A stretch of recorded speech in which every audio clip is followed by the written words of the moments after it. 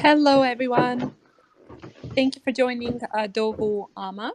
Thank you for taking the time. We know this is the topic that you've been waiting for a long time. Therefore, we're very, very excited to just jump to it and give the microphone to Irfan, who would answer your questions. Just to remind people for who maybe just joined or seen this recently, the topic of this call will be the role of DOV token, the utility of DOV token, and we've been collecting the questions throughout the weeks prior to this call. So these will be the questions that we will be answering first. However, if during this call you would like to participate, please do let us know and we will unmute you. At the same time, feel free, if that's easier for you, feel free to go to our pinned Twitter message and post your questions in the comment section. We will be watching this space, and as soon as we answer all of these questions, we will go back to the tweet and cover any topics that you might want answers to. So without further ado, I would just like to let Irfan say a few words and we can just dive in. Yeah, thanks, Jelena, and hi everyone.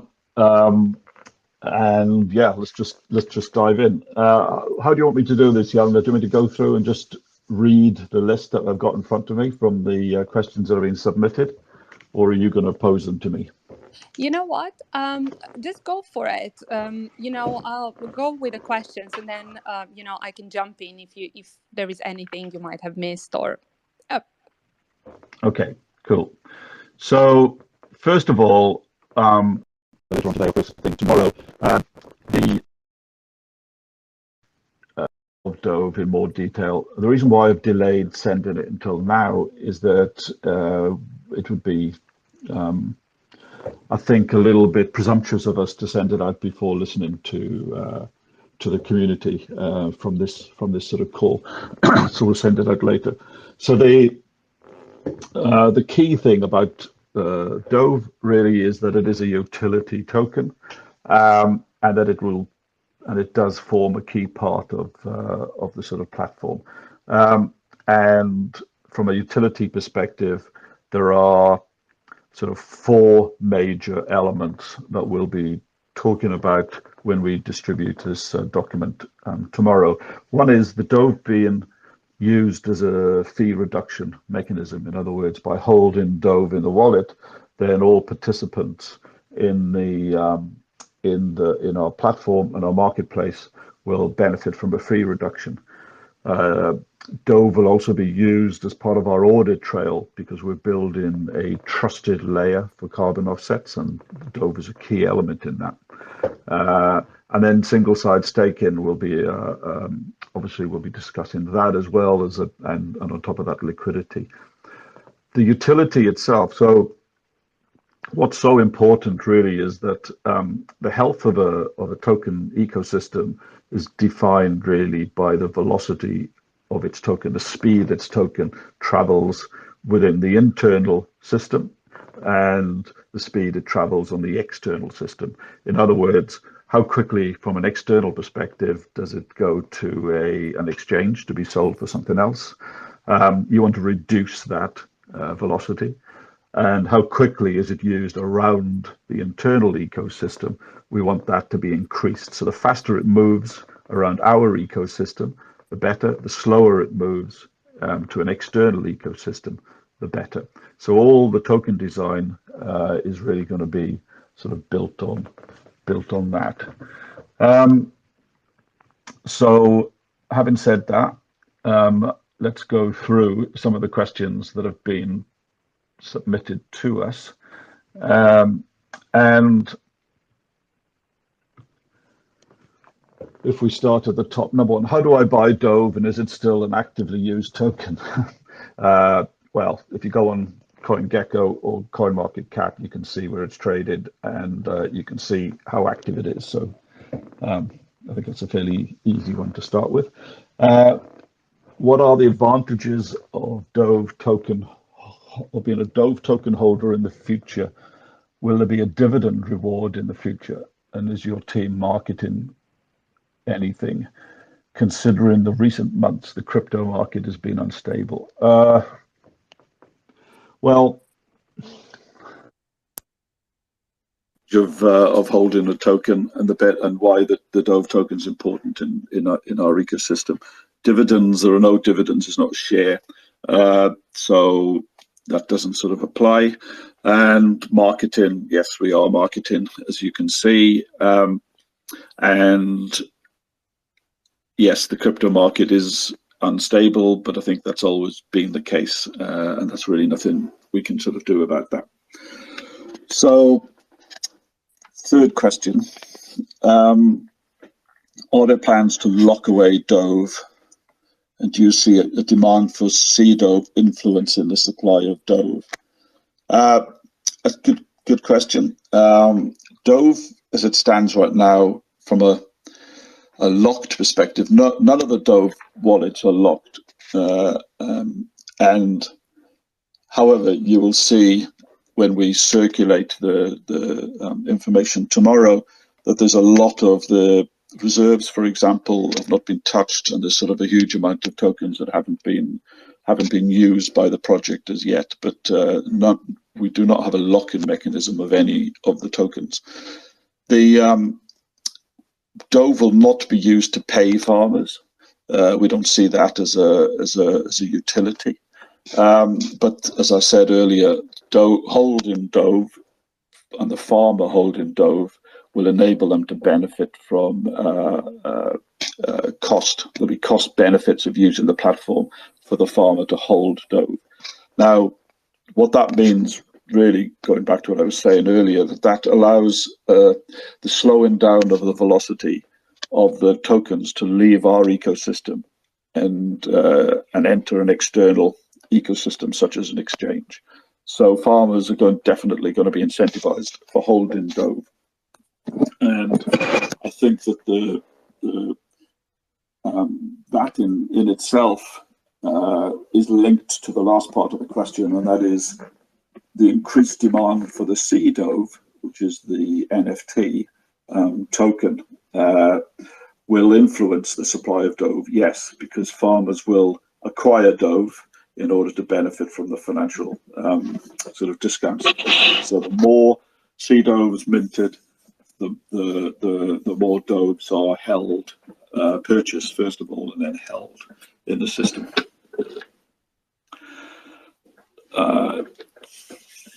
It's not easy to build a project in cryptos is another question. What is the motivation of the team and the devs so far to survive? Well, it's not easy to build any business. 90% of businesses fail. And crypto is interested for different sort of reasons. The motivation of the team is simple. We have a mission and a vision, and we want to build something that we're all proud of, and we're all focused on that mission and vision. Other questions? Why would anyone want to convert Fiat to Dove to buy CDOV? So I think I don't know how to actually answer that question. Why would anybody want to convert Fiat to Dove to buy CDOV? I think that our platform, you'll be purchasing carbon with Fiat, and you'll be using Dove as a discount structure on that purchase. That's how the mechanism works. One thing that would be crazy to launch and to scale based on our experience and just the experience of the crypto space is that if you're asking people to redeem their tokens, purely their tokens for carbon, then they won't. They'll hold those tokens. So the token as a utility has to act as a discount structure, not as a payment structure. And that's the utility of it.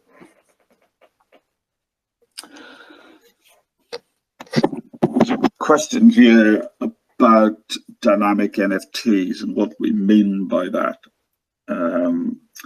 Matt, do you want to sort of talk a little bit about that? Yeah, so dynamic NFTs in our use case is effectively what makes up this concept of a CDO. And this actual structure is created on Hedera using the combination of the token service and the consensus service. Due to the ridiculously low fees that Hedera provides, it basically eliminates gas fees. The act of just holding one of these CDOVs means there's no gas fees for any individual or any user going forward. And it can store, the actual data it can store and can be linked to is an infinite amount. It's worth noting that our current structure of dynamic NFTs is always changing, and that we are doing a lot of work around audit trails and bolstering them up to be as verifiable and auditable as possible. Is that good? Okay, thanks, Matt. Okay, I have a good one, so I'm going to just jump in because I think it's kind of relatable to what you said about our, a fee reduction utility of Dove token. There is a question saying, I understand that CDOV's price will be pegged to the price of carbon. Dove will be used to buy CDOV. What difference does it make? For the user, how much Dove costs? In the end, if they send $100 to get one CDOV, for example, it doesn't make a difference if they have to acquire one Dove at the price of the $100 per Dove or 1,000 Dovo at the price of 10 cents per Dove. So I think it sounds very complicated when you read it out loud like this, but basically I think people want to know why would they buy Dove and convert it to CDOV? How does that fit into our tokenomics, our fund? So if I understand right, they're saying if a Dove is linked to a CDOV, it's like a stable coin. Is that my understanding? That's how I understood it. Okay. So the price of carbon is dynamic, and the Dove isn't used as a token of spend. The Dove is used as a token of discount. It's a utility token. So the price of so basically you're getting a percentage and other benefits of holding. So our job is to make sure that there are enough benefits for a token holder to hold our token, either as a buyer. If you're a business and you're buying carbon from us, then it makes sense for you to hold Dovo when you're making those purchases in Fiat, because it gives you a discount on the sort of platform fee. As an individual, the incentives that we are putting forward, starting with our liquidity program, and then we're talking about single staking and other aspects of it. Our job is to incentivize behavior so that there's a benefit in holding the token. We're not a stable coin. On the CDOV aspect of it, it's a marketplace. So when we initially started thinking about the pricing of carbon within that marketplace, we were going to link it to global carbon pricing. However, that would be doing a disservice to our carbon sellers, because the quality of our projects will generate a much higher revenue than linking it to a price per ton in a global carbon index. So we've had to, and we're having to adjust that, and that's what you'd expect in a market. That you'd listen to the buyers, you'd listen to the sellers, and you'd come up with a sort of fair price. And we're working on that sort of fair price now ahead of the launch. But it'll be a better price and therefore generate more revenue for Dovo because of the quality of the projects that we're putting in. I don't know if that answered the question, but yeah, I think it does. But I would encourage, if we have a person who answered this question, if we have you on a call, and if you didn't get the answer you wanted, please do reach out to us. either by raising hand here so we can unmute you, or via our Twitter. So if you post the question on a pin message, we would pick it up and make sure that we clarify anything that stayed unanswered. Okay, so since we are talking about locking Dove, etc., there is a question, Irfan, are there plans to lock away Dove when Dove is purchased?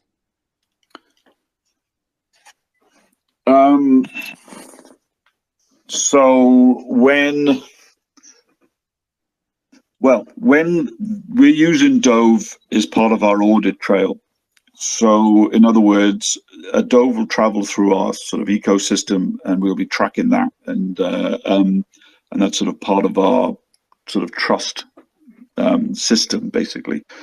So when that Dove is no longer needed for an audit aspect of it, it'll drop into the treasury, it'll drop into reserves, sorry, and therefore not be used. We are looking at whether a percentage of that token would get burnt or not burnt, but that hasn't been decided yet. But yes, when that token is not needed by the ecosystem anymore, again, this goes back to, you know, sort of slowing the velocity down, and this goes back to you know, having a token that is you know, that is locked away, that doesn't need to be used. So that'll drop into the reserve. Okay. People would like to, if we can briefly describe our consensus method. Ethereum or Hedera. I don't know if you together, no? It says your consensus method. I would say, like, we don't have Dove consensus method as such, so I would say probably Hedera. Yeah, it's our entire system runs off the back of Hedera's consensus service, and we inherit all the trust from that service. Okay, and if people want to read more about Hedera, sorry to interrupt, if people want to read more about Hedera consensus mechanism, where they can find it, or can you just briefly explain, Matt? Yeah, you can Google Hedera and you can look into the consensus service. But what this means for us is every single document that is uploaded is timestamped. Every time carbon is offset, that's timestamped. And we utilize the consensus service in a way which expose state proofs and allows people to have a mathematical and cryptographic understanding of when something was timestamped or offset. But yeah, feel free to dig into Hedera, in particular the HCS service. Yep. Cool. Thank you. Irfan, there's a question. How does your 1, 5, and 10-year scaling plan looks like to accommodate for the increasing number of crypto projects? Okay, well, we don't accommodate other crypto projects, but we obviously have a plan to scale our business. And our business, if you take a look at what our business is, it's tokenizing carbon and offering that carbon, you know, to be sold to buyers on a trusted platform. So, you know, do we think in the next 2, 3, 4, 5, 10 years that more carbon will need to be purchased in order to meet offsetting goals? Yes. You know, and our job is to make sure that we have enough supply within our marketplace to sort of meet that demand. The carbon, you know, the earth and soil store 70% of land-based carbon, and you know, therefore there's a lot of carbon to be going at here. We're not the only ones, of course, who will be looking to secure that supply. And so the biggest challenge for us isn't anything to do with crypto or crypto projects. It's about ensuring that the farmers that are farming carbon want to work with us, because we're the most trusted network to work with, and that we've got buyers ready to purchase carbon off them. Cool. Nice that you mentioned farmers, because it kind of like lead us into our next section, because we do have quite a few questions about the farmers.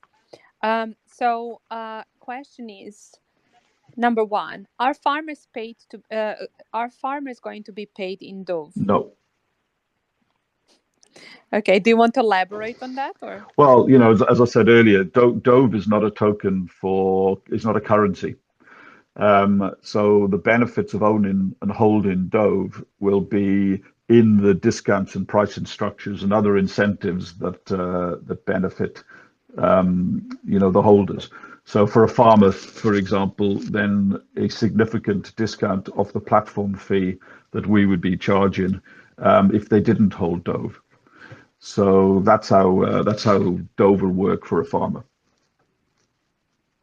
Okay. And how much farmland has Dovo secured? We haven't launched yet, so we're unable to sort of publish that. But our pipeline is significant.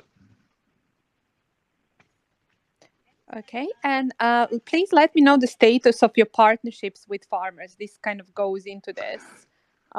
So we would sign a contract between us and the farms. So the way that it would work is that you have a third-party verifier who would go out and verify the amount of carbon that the farmer has available to be sold. We're not part of that verification system. It has to be independent to us because we're obviously benefiting from the sale of that carbon. So that has to be sort of verified by a third party and then entered into our marketplace. The farmer would enter a contract with us for a number of years, the longer the better.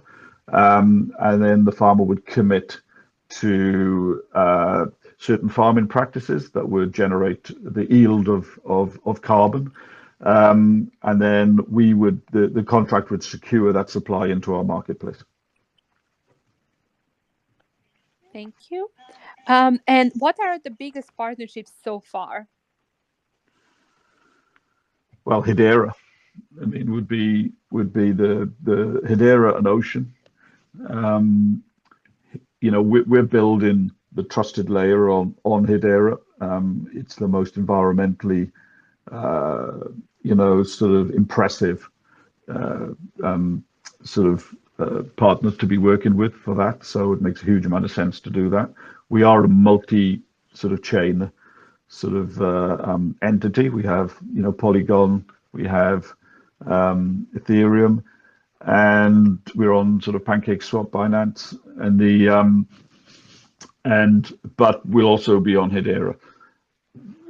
But we're building the trust layer on Hedera. So that's the most significant partnership. The Ocean partnership is interesting because it gives another option for farmers where we can aggregate data and then offer an opportunity for farmers to earn an income from that aggregated data within sort of the data marketplace as well. Okay, I would go now to Matt because there are two questions about NFTs that I think would be more kind of his field to answer. Matt, can you please explain how NFTs will be part of carbon offset? I believe we talked about this quite a lot, but since this question appeared on our social media, I thought it would be good to kind of reiterate how the whole NFT marketplace looks like. Yeah, thank you, Yadana. So yeah, I mean, our NFTs, or our kind of CDOV for short, are part of it, are part of the system, and it allows us a mechanism to connect a token to data, and it's non-fungible in nature. So in our case, a CDOV is equal to a ton of carbon, and so when you purchase a fraction of a CDOV, you are purchasing offset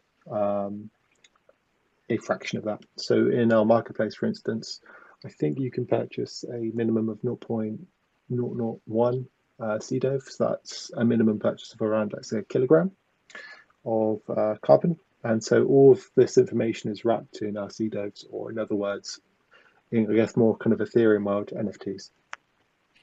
Thank you for that. And there is also a question that was posted by Subverted Norms on Twitter that I think kind of linked into our dynamic NFT explanation. So what he asked, he said, an unlimited amount of data stored onto an NFT. Do we have known limitations to the type of data? Would the NFT support sensory input data such as temperature, ppm, humidity, etc., as well as image and video files? Yes, so there is no limit to any format or any type of data. We can store anything on these NFTs, on these CDOVs, on these kind of dynamic NFTs, let's say. And all of these kind of different medias, video, images, whatever we want, is going to be stored in decentralized storage like IPFS or Filecoin or other services that kind of come out of the fray.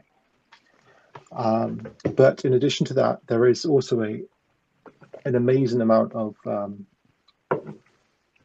work around an audit trail and sensors and all these things that are going to come open up to the fray. And for now, our sorry, Yelena. For now, our focus is around soil, farmland, manual verification, because soil is a living, breathing thing, and it changes, and so we need that kind of human touch, that human input. Yes, I agree. And there is a question when we talk about this human impact. It's very specific. It says methane and nitrous oxide are also said to be greenhouse gases emitted from farmland soils. Do you have any plans to convert these gases to NFT in the future? I think the emissions from farming, whether it's emissions from, cattle, the tractors, the sort of poultry sheds or whatever, there's a huge potential to sort of to structure a process around enabling that carbon to be measured and therefore offered for sale. We anticipate being able to do all of that. Yes. Nice. Matt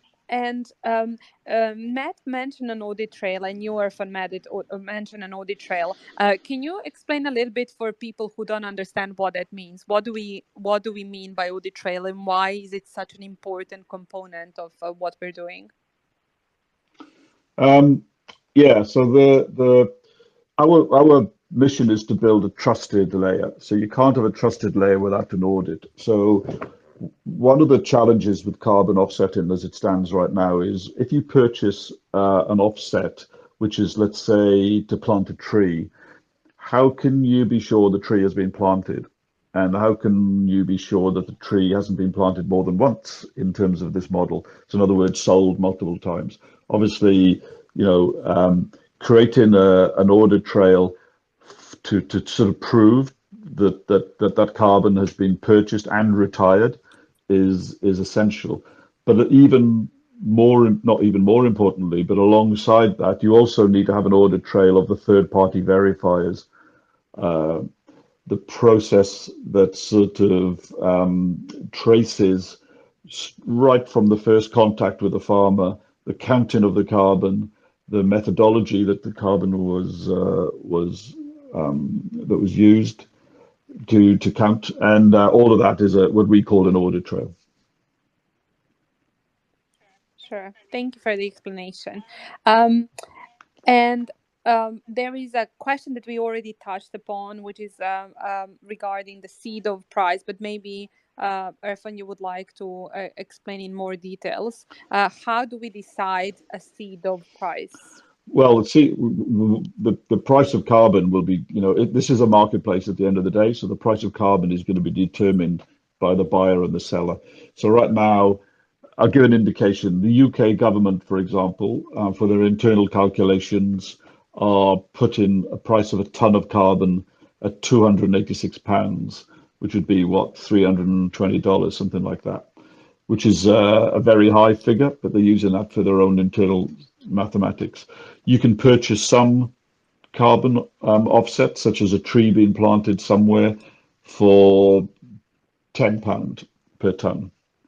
So we think soil will sit somewhere between 20 and £50, and may even be higher.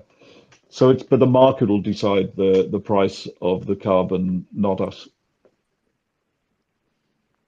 Okay, sure.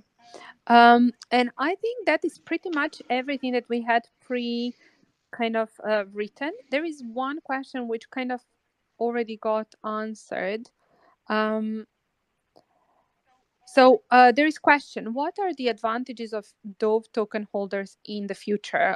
You kind of touched upon this, Irfan, in the beginning, but when we talk about like the grand vision, when we talk about like where Dovo is going to be 5 years from now, and can we paint that picture for token holders to see what we have in mind when we talk about Dovo 5 years from now? Well, I think first of all, holding a Dove, there are many reasons why someone would want to own a Dove. Okay, but our job is to build an ecosystem where that Dove has utility. So you've got finite resource, you've got a utility for that token, which isn't just sort of buy and sell. And we have mechanisms that slow the velocity of that token down so that it doesn't get bought and then pushed straight onto an exchange, because then that doesn't sort of build value. So a successful business with a thriving token economy and the utility that is working for that sort of token will, on a finite resource, will inevitably lead to a healthier token price. The ecosystem for a token, of course, does need to include exchanges, and that's why we are on exchanges. And exchanges are going to form a key part of our future as well. That does mean larger centralized exchanges, not just the decentralized ones that we're working on. I'm a huge fan of the decentralized ones because it's transparent. There's no sort of explicit wash trading that goes on every other centralized exchange. So the volume is pretty much what the volume is, and it's sort of more trusted. So I'm a big fan of decentralized everything. But there is a role for a larger centralized exchange, and we're not blind to that. And there are discussions going on around that. Sure. Great. I'm glad that you touched upon exchanges because I'm pretty sure there would be questions about that. So I have one more question that was pre kind of written. And then after that, if you're okay with that, Irfan, we would like to invite people to raise their hands and unmute themselves and ask questions. Yep, sure. Perfect. So the last question for today was: can businesses offset their carbon with you? Would you be able to calculate how much DOV Amazon and Apple would need to offset their carbon debt? Yeah, our priority, our target really is businesses, and because that'll give us the scale. What we're not doing is entering the market for consultancy around finding out how much carbon a particular business does or doesn't. I mean, there are plenty of companies that are offering those sort of services. What we do is provide the marketplace. Once those companies know how much carbon they need to offset, we'll provide the mechanism in the marketplace to enable them to offset it. Yeah. Okay, sure. Thank you. And that would be everything that we had kind of asked prior to this AMA. Now we would like to invite people to raise questions, and I can see one request already.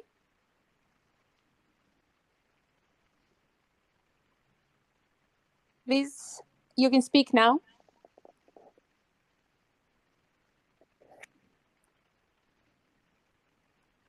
Just a moment, he's connecting.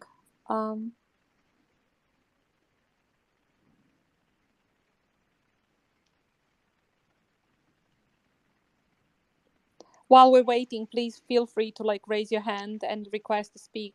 If anybody else, any other questions?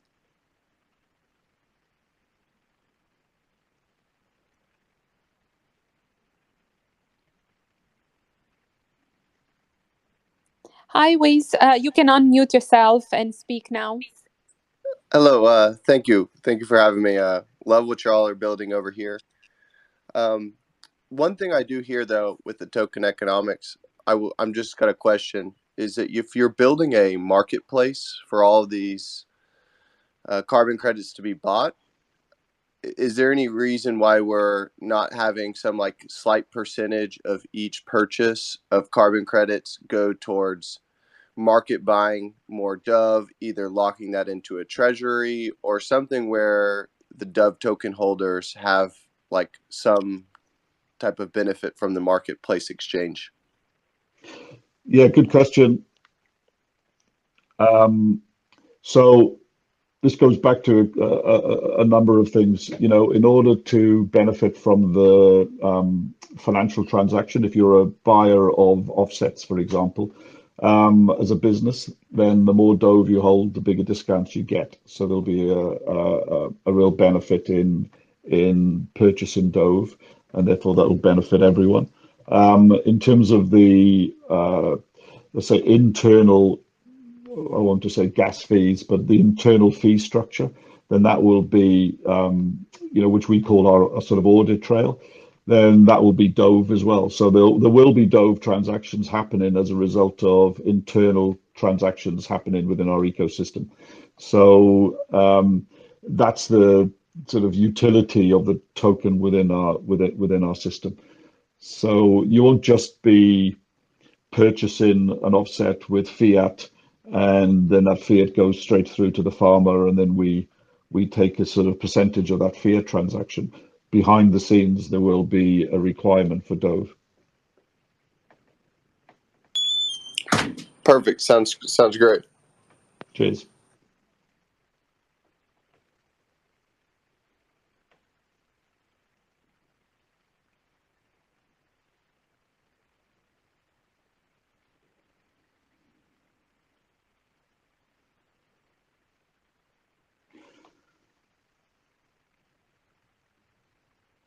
Can't see anybody else with their hands up.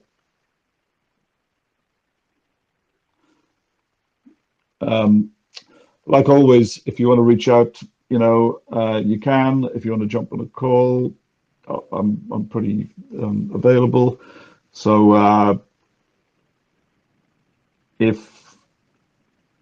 yeah, I can't see Eleanor being on. So with that in mind, then thanks for your time, everyone, and we will do this again very, very soon. I think we'll try and find the best way to communicate with everyone and to get and then have a sort of no holds barred sort of open discussion with anybody who wants to ask any question. Yes, thank you, Irfan.